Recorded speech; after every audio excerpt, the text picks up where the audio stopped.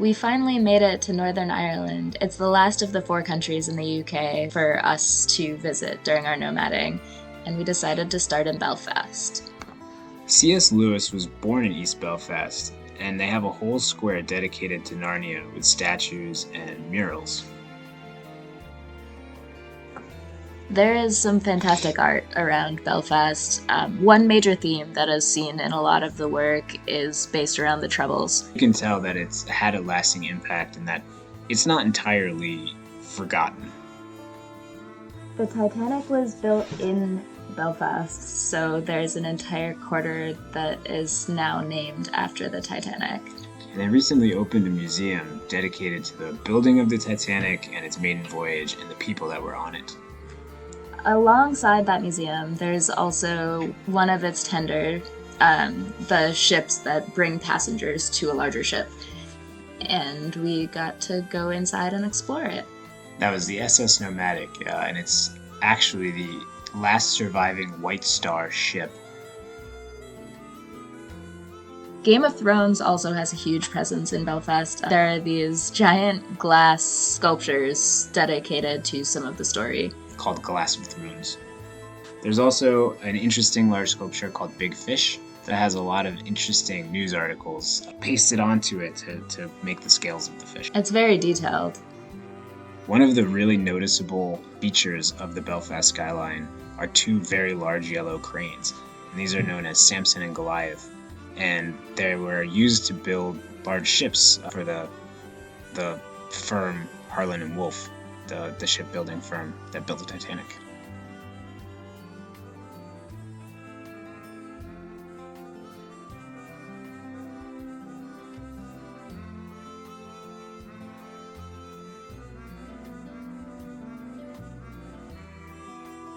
It's the start of a 3-day weekend. Yeah. So we decided that we're going to do both big day trips that we said that we were going to do well in Northern Ireland this weekend. Today we woke up at 6 in the morning to do Slieve Donard, which is the tallest peak in Northern Ireland. Not the entire island, but just Northern Ireland. But we hit the biggest of the 4 around the UK when we did Ben Nevis after the West Highland Way. Right. Now this is the shortest. This of is those the 4. shortest one. But so we took the bus from Belfast to Newcastle, and now we're walking along this little coastal path to get to the trailhead, which is pretty nice. Very nice start to the morning. So we expect that Slieve Donard shouldn't be too hard. Less than 10 kilometers on the actual trail, but it was like an hour walk to the bus station. We'll have that one on the way back. We have this walk to the we might do a trailhead. different bus stop on the way back and go to a park. Yeah, we might go through a park on the way back. So it's going to be a big step day. It'll be fun. Here we are at the top of Slieve Donard. As you can see, we can't see. To be fair, the reviews did say that the view here was mystical. We had a great day today. We got to the top of Slieve Donard and couldn't see anything because it was very foggy. You could see not very far ahead of you because it was foggy for most of it. But it's always worth it at the top. Yeah, there were a couple stretches where the fog really broke, and that was pretty cool. There were some horses grazing, little tiny ponies. They were adorable. They were very cute. I thought they were big dogs at first. Yeah. After that, we just kind of wandered around Newcastle a bit, and we went to an arcade, played some games. Newcastle's actually a really cute town. I mean, like, it has a bit of everything. You could walk along the coast, you could climb a mountain, you could play games. Right, yeah. What more do you need? There's lots of ice cream, but we didn't stop and get any ice cream because It's a little chilly for that. it's not exactly warm enough yet. And now we took the bus back and we're walking through Ormeau Park. We took a day bus trip that started with Carrickfergus, and it's an old castle. Several of the shorter stops on this trip were at different Game of Thrones filming locations. And we also stopped at the Caves of Cushenden, which is a very nice cave formation. At one of the stops, then, there was this sculpture of a goat, and it has such a sad story, as some disease that was tied to farm animals, and so a bunch of them were killed.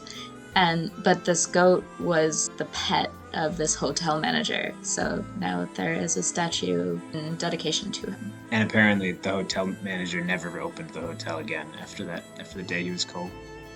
We also stopped at Carrick-a-Reed Rope Bridge, which is a very long rope bridge connecting to an island to the main coast. And we finally made it to Giant's Causeway, which has been on my list to see for a very long time. And we heard a very interesting story about how it was created. There was an Irish giant and a Scottish giant, and they were always arguing across the here. You can see Scotland back there. They were always shouting arguments back and forth. So they decided, you know what, we're going to build a causeway So that we can fight. so we can fight. We can just settle this once and for all. So they both start building the causeway, and the Irish giant, when they start to get close to each other, realizes the Scottish giant's actually quite a lot larger than him.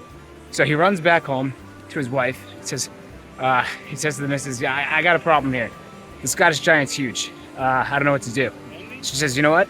Dress up in these baby clothes. I'm gonna put you in the crib, and we'll hide you there. So eventually the Scottish giant finishes the causeway. There's now a bridge across the way. He comes around searching for the Irish giant, and he makes his way over to his house, and he sees the wife, and he says, hey, your man and I were supposed to go have a fight, but I can't find him. She goes, well, it's just me and the baby here. And the Scottish giant takes one look at the baby and goes, my God, if that's the size of the baby, how big is the dad? And he runs back across, breaking apart the rocks as he runs on them. And that's the story. Geologists, like I said, that's science. After Giant's Causeway on this trip, we went to Bishmill's distillery, and so since we were there, obviously we did a tasting. Yeah, we split a whiskey flight, which was only 10 pounds for 3 fairly generous pours, which I thought was nice. We also visited Dunluce Castle, or the ruins of Dunluce Castle, which looked very cool, but we only saw it from afar.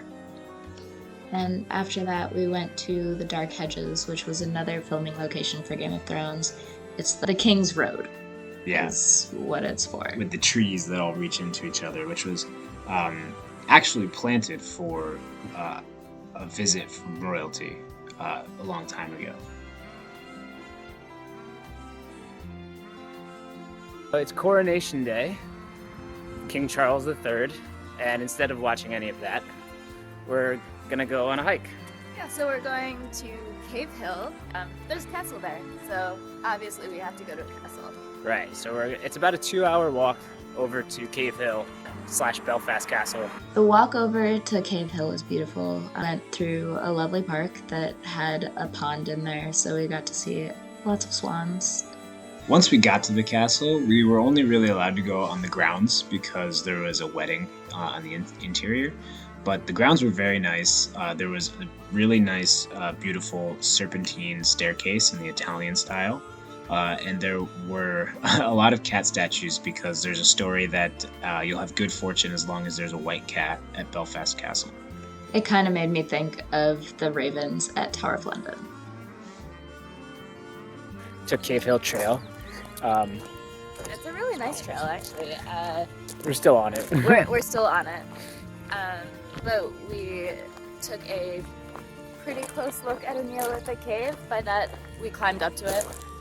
Yeah, we climbed up and into one of the caves, which was probably 11 or 12 feet off the ground. So it was a little adrenaline pumping. So it was fun. Up was actually not so bad. Down was scary. Along Cave Hill Trail, there's a cliff that kind of juts out into the landscape, and it's known by most people as Napoleon's Nose. It's also called the Sleeping Giant, and it's what inspired Jonathan Swift to write Gulliver's Travels, because he was on a train heading out of Belfast one day, and he saw Cave Hill, and he saw that it looked like a man with his nose facing the sky, like laying down like he was asleep. We also visited one of the peace walls in the city. The art on these walls actually is kind of a community project. We actually saw somebody adding their mark.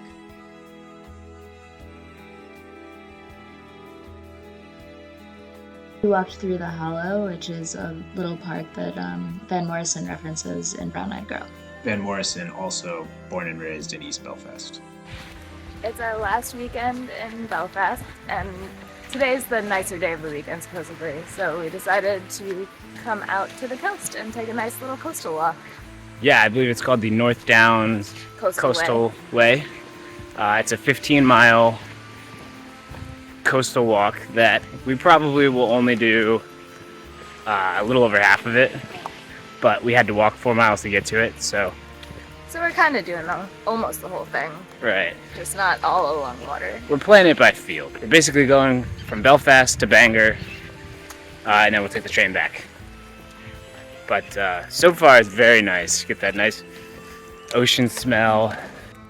Our Airbnb host was amazing and gave us a great recommendation to walk along the coast, and we finally got to see seals. There are signs everywhere for different wildlife sightings that you might see along different rivers or in the parks, and a lot of the waterways say something about seals. This is the first time we've seen them. Yeah, we were walking by and Lara pointed at something on the rock and she said, "What kind of bird is that?" I looked at him like, "It's a fat bird." And I'm like, "Wait, is it a bird? I think it's a seal." And then we got really excited and we kind of ran over there and we saw the seal and we're like, "Oh man." And then we saw another one and then we saw there were 6 more. On our walk, we passed Grey Point Fort in Helens Bay, which was had two large guns that they had used during the World Wars to defend the entrance to Belfast. We ended up taking more of the trail along the water past Bangor. We just had to make sure to get back to Bangor because that would be our way home. Yeah, so we ended up having quite a lot of steps. Bangor itself is a cute little town. I don't know if it's a city, but it's not very big. But it has a large portion along the coast. Lots of nice little restaurants. We had a nice pizza there because we were starving. They have some stereotypical beach town properties. There was actually this line of properties that just made us think of the Trolls because of the mix of colors. Yeah, looked like the troll dolls from the movie.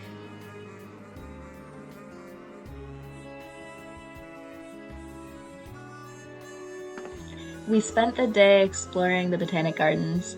We started at the Ulster Museum, which is one of the major museums in Belfast. Yeah, it had a lot of very interesting stuff, geology, and it had a whole section on the elements, like the periodic table.